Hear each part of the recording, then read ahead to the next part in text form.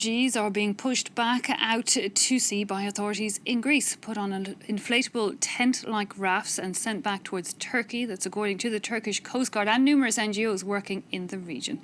To tell us more about it all, we can speak to researcher at the Irish Centre for Human Rights at the National University in Ireland in Galway, Niamh Keady-Tabbal. Thanks for your time. Firstly, Niamh, can you tell us more about what exactly is happening?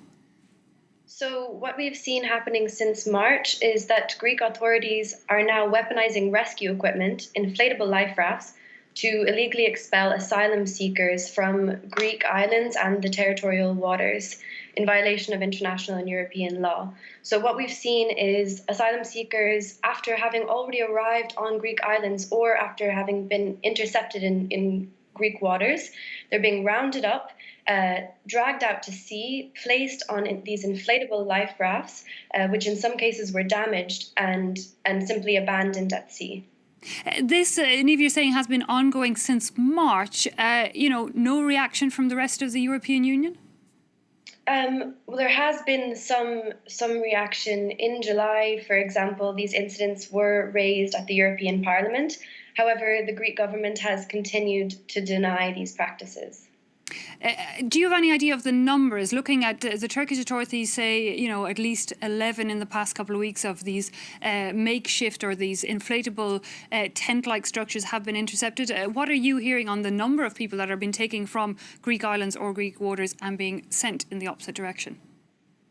According to the latest New York Times investigation, this has happened to over 1,000 migrants, involving approximately 31 incidents. 27 of those incidents involved life rafts. So the migrants were placed on the life rafts, and that's how they were pushed back. I, along with a colleague, Dr. Idemar Mann, recorded 11 incidents, 11 of these incidents between March 23rd and the end of May, but they've continued since we published our first investigation. And give me an idea of who we're talking about. Are these refugees, mostly from war-torn Syria, coming across from Turkey to the EU, or who does this concern? This concerns asylum seekers from multiple different countries.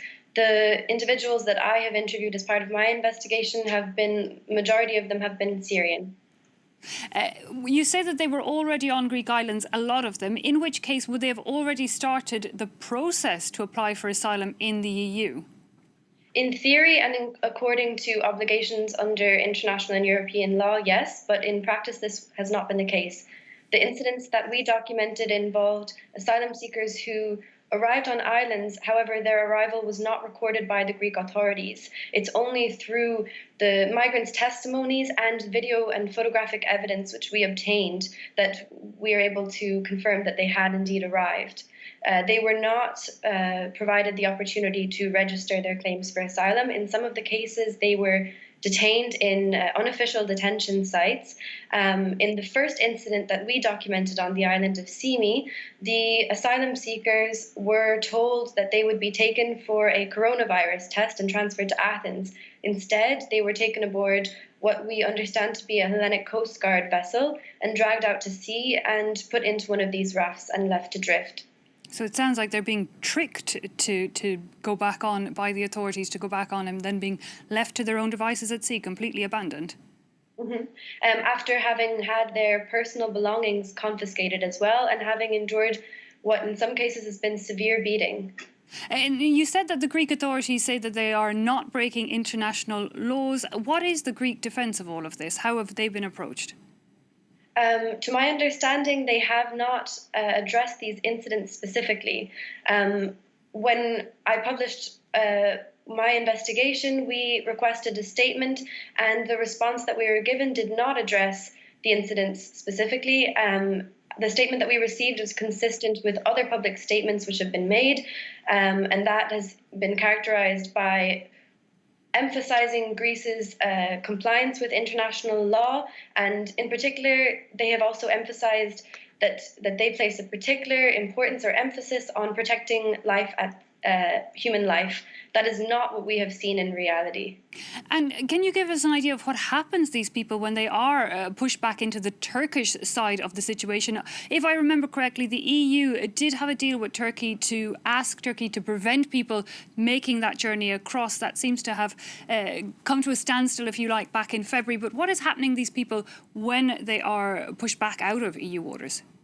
Okay, so after they have been placed on the life rafts and been abandoned by the Greek authorities, they are left to drift in rafts which do not have a motor, and there's no way of steering them.